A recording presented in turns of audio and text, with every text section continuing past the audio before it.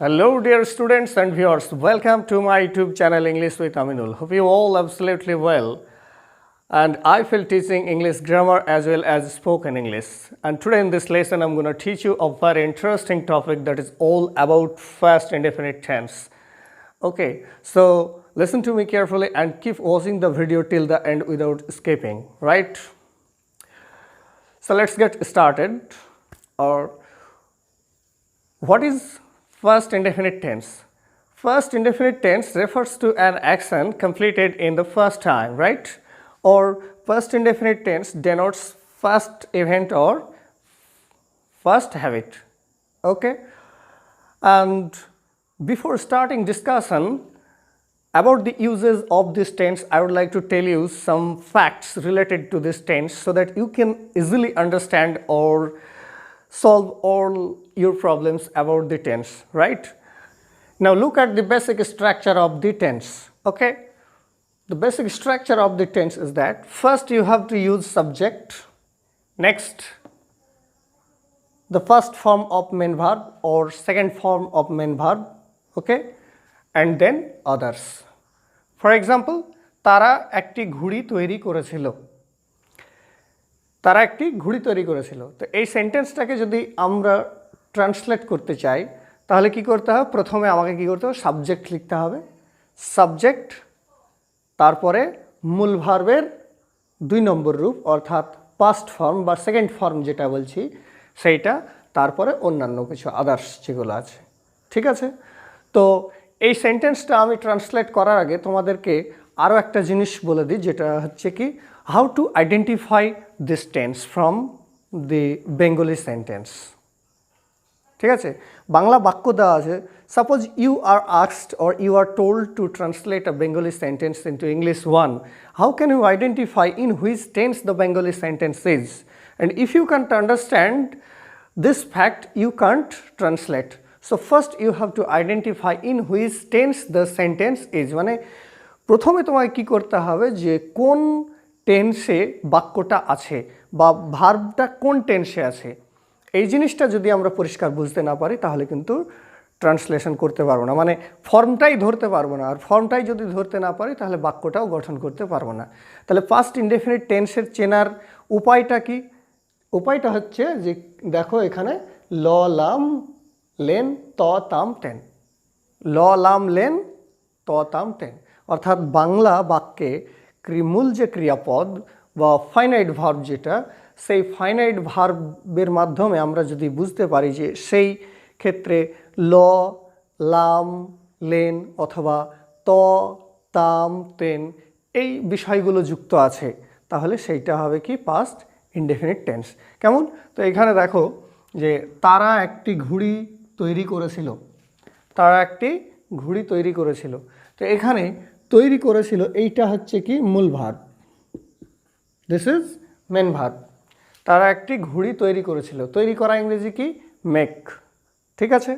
তাহলে তৈরি করেছিল, তো তার সঙ্গে এই যে ল কথাটা অ্যাড করা আছে, ল, আর এই ল আমি দেখতে পাচ্ছি কোথায়? এখানে, মানে পাস্ট ইনডেফিনিট টেন্স চেনার যে নিয়ম, সেই নিয়মের ক্ষেত্রে আমি এখানে দেখতে পাচ্ছি এই ল এইখানে আছে। তাহলে আমি বুঝে গেলাম কি this sentence is in past indefinite tense. এই বাক্যটা কোন টেন্সে আছে? পাস্ট ইনডেফিনিট টেন্সে আছে। তাহলে পাস্ট ইনডেফিনিটের বেসিক ফর্ম কোনটা? এই যে সাবজেক্ট, সাবজেক্টের পরে কি হবে? ভার্বের সেকেন্ড ফর্ম হবে অর্থাৎ 2 নম্বর রূপ হবে। তাহলে এই সেন্টেন্সটাকে আমি যদি ট্রান্সলেট করতে চাই প্রথমে কি ব্যবহার হবে? সাবজেক্ট। তো সাবজেক্ট কোনটা? কে তৈরি করেছিল? তারা। তো তারা এইটা হলো সাবজেক্ট, তাহলে তারা দে। এবার মেন ভার্ব চলে আসবে কোনটা? বাক্যের ফাইনাইট ভার্ব চলে আসবে, মেন ভার্ব মূল ক্রিয়া যেটা সেইটা চলে আসবে কোনটা? তৈরি করেছিল। তৈরি করা ইংরেজি কি? মেক। তার ফার্স্ট ফর্ম কি বা সেকেন্ড ফর্ম কি? Made. So we should write here made, they made. এইবার আদার্স। তো আদার্সের মধ্যে অবজেক্ট পড়ছে, কমপ্লিমেন্ট পড়ছে, বাকি যত যাবতীয় জিনিস আছে সেইগুলো। তো এখানে আমি দেখতে পাচ্ছি কি অবজেক্ট আছে, তাহলে অবজেক্ট কোনটা? এ একটি ঘুড়ি। তো একটি ঘুড়ি ইংরেজি কি? A kite.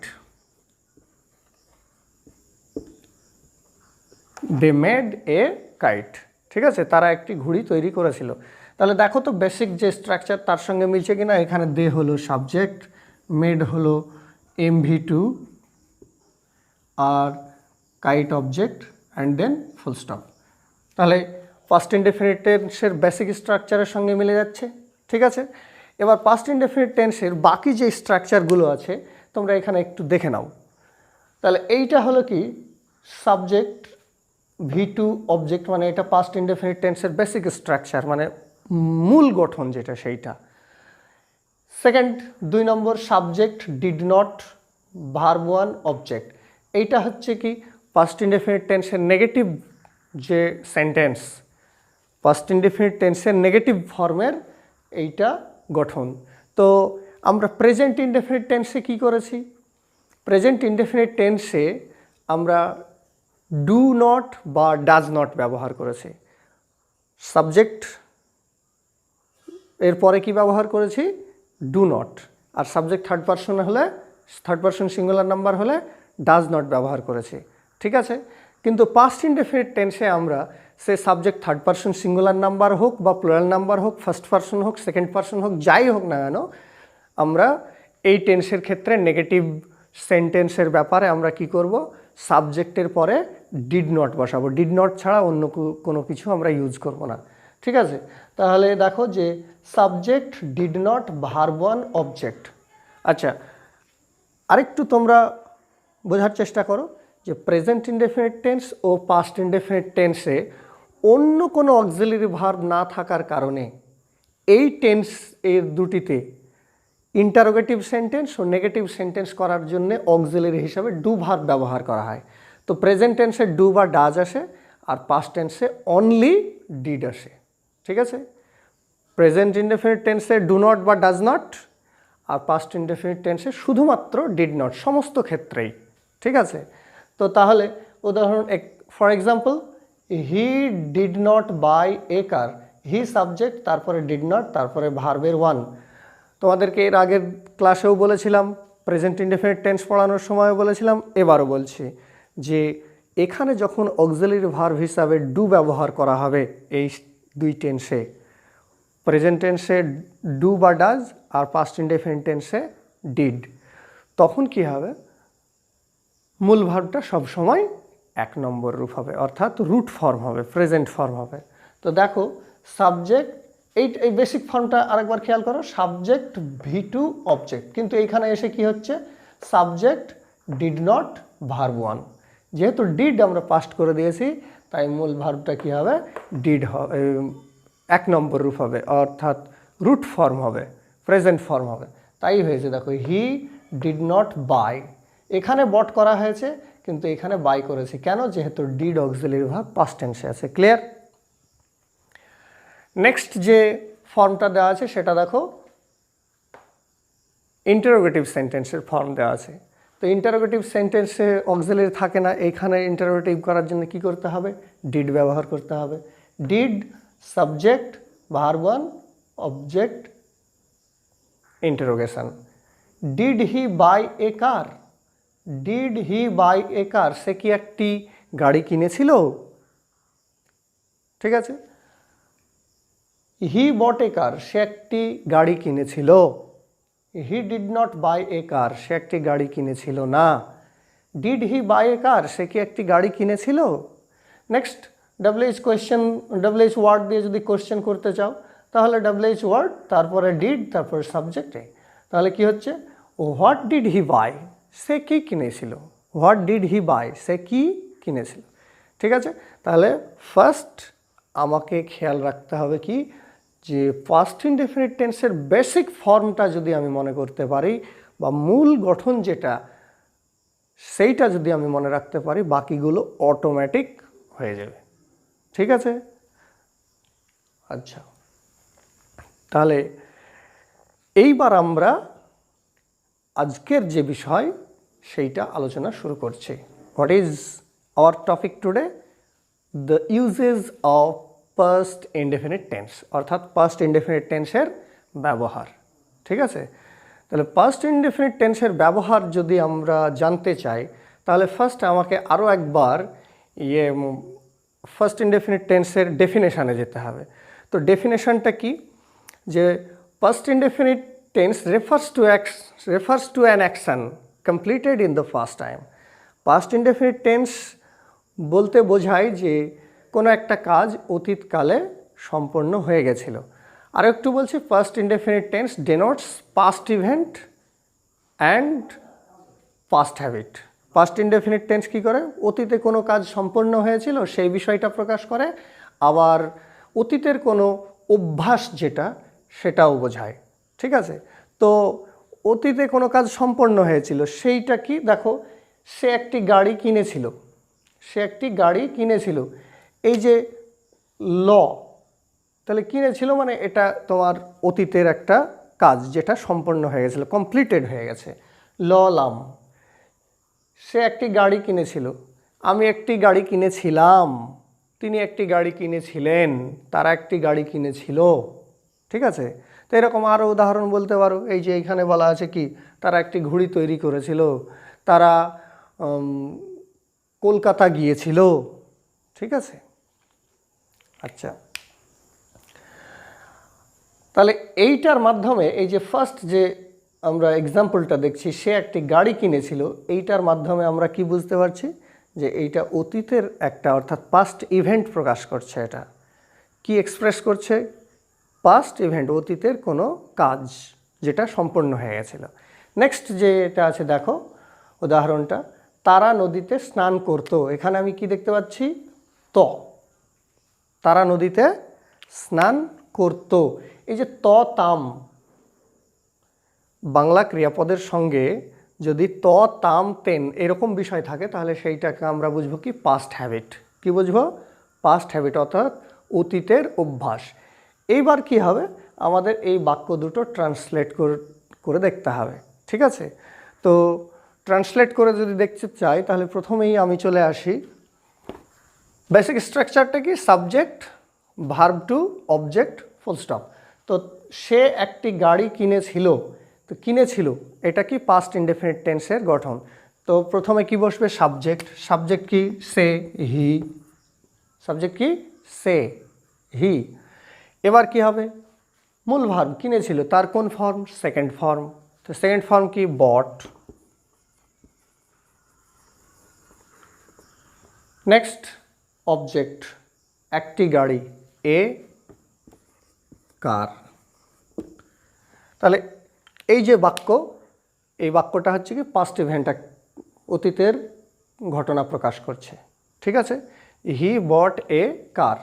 নেক্সট এই বাক্যটা দেখো, তারা নদীতে স্নান করতো, তারা নদীতে স্নান করতো। তো এইটা করতো মানে কি, এইটা অতীতের অভ্যাস প্রকাশ করছে, নদীতে স্নান করতো, এটা তার ফার্স্ট হ্যাবিট ছিল।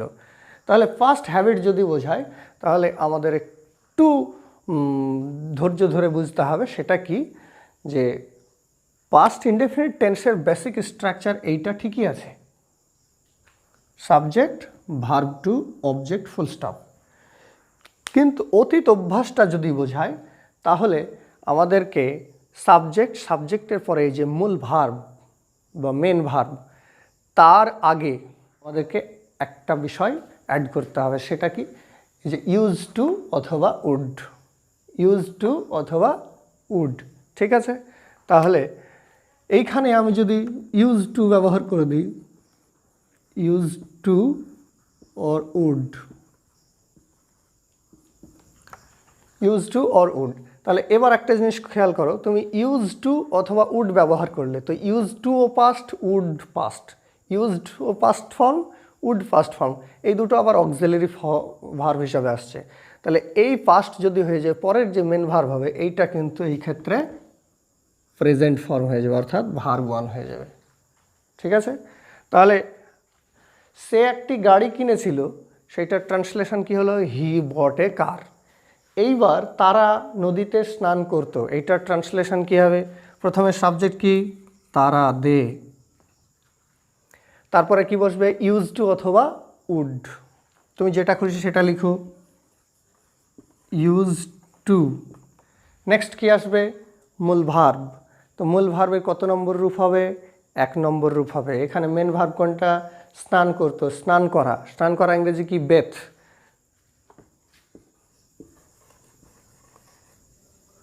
দে ইউজ টু বেথ নদীতে ইন দ্য রিভার।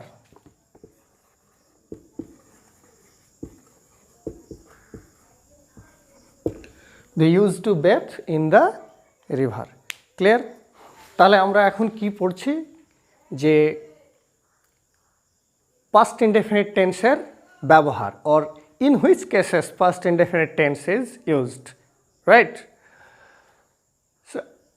আমরা কিন্তু পাস্ট ইনডেফিনিট টেন্সের দুটো ব্যবহার অলরেডি পেয়ে গেছি, একটা কি পাস্ট ইভেন্ট আর একটা হলো পাস্ট হ্যাবিট। তো এই যে এখানে বলা হয়েছে হি বট এ কার, সে একটি গাড়ি কিনেছিল, এটা কিন্তু পাস্ট ইভেন্ট পেয়ে গেছি।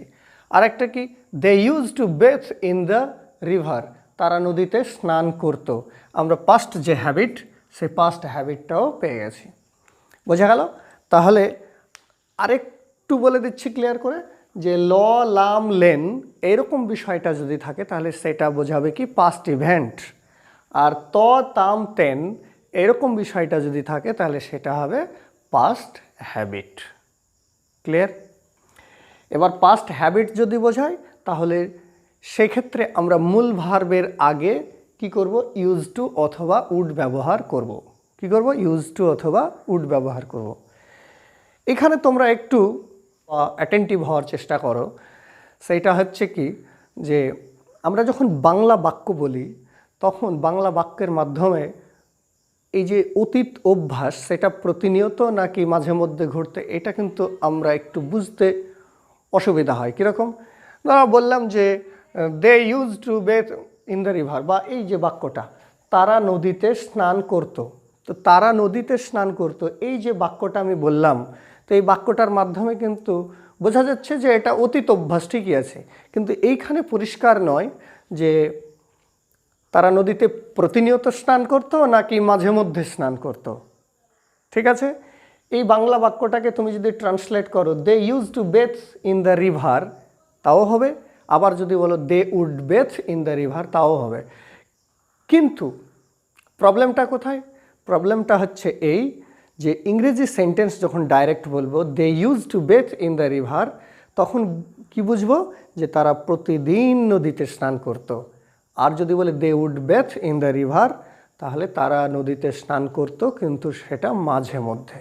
তাহলে ইউজ টু এবং উডের ব্যবহার এ বিষয়ে আমি একটা ক্লাস করেছি, তোমরা দেখে নিবে।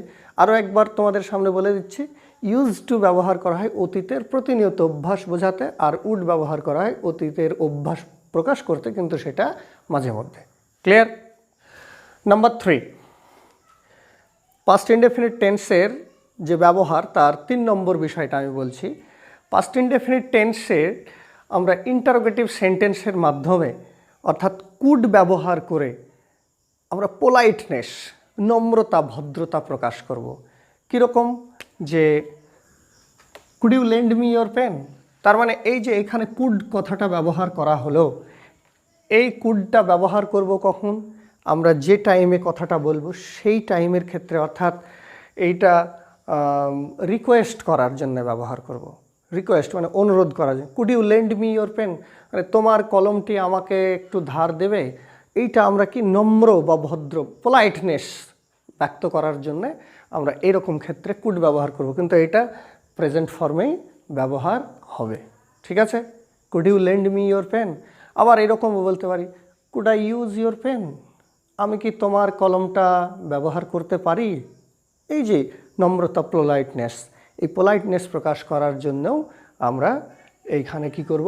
কুড দিয়ে বাক্যটা শুরু করব। যদিও এটা কি পাস্ট ইনডেফিনিট টেন্সের গঠনেই আমরা বাক্যটা লিখছি, কিন্তু এটা ইউজ করব কোন ক্ষেত্রে? বর্তমানের যে পোলাইটনেস সেইটা প্রকাশ করার জন্যে। ঠিক আছে? নাম্বার 4, অর্থাৎ অতীতে কোনো একটা কাজ অ্যাকচুয়ালি ঘটছিল বা চলছিল, অতীতে কোনো একটা কাজ ঘটছিল বা চলছিল অ্যাকচুয়ালি, সেইটাকে প্রকাশ করার জন্য আমরা অনেক সময় পাস্ট ইনডেফিনিট টেন্স ব্যবহার করে থাকি। যেমন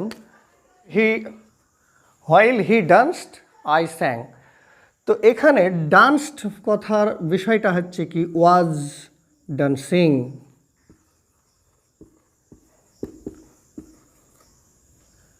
ডান্সিং আর এই যে স্যাং ব্যবহার করা হয়েছে এটা হচ্ছে কি ওয়াজ সিঙ্গিং। তাহলে আসল বাক্যটা কি? আসল বাক্যটা হচ্ছে while he was dancing I was singing.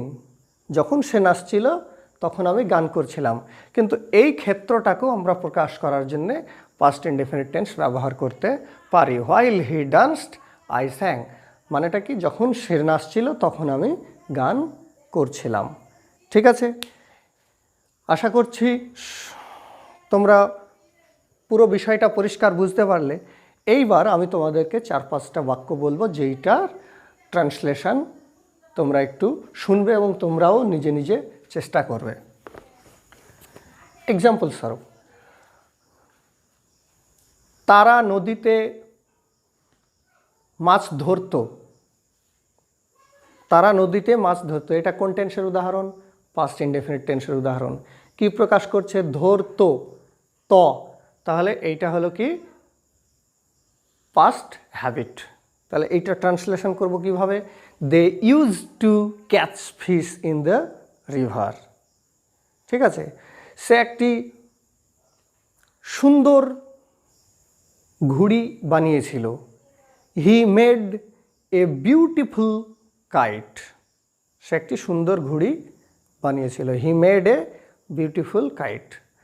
তারা কলকাতা গিয়েছিল। They went to Kolkata.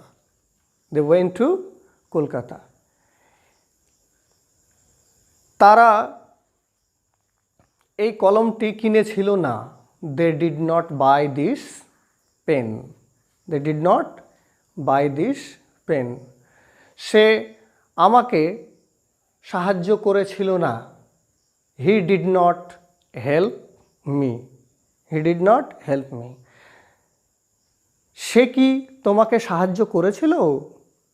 Did he help you? Did he help you? সে কি তোমাকে সাহায্য করেছিল? ঠিক আছে, তো hope you all understand the whole topics which I discussed, and I suggest you to keep practice in your house again and again. Okay, and I promise you to come back with a new lesson in my next video. Till then, goodbye.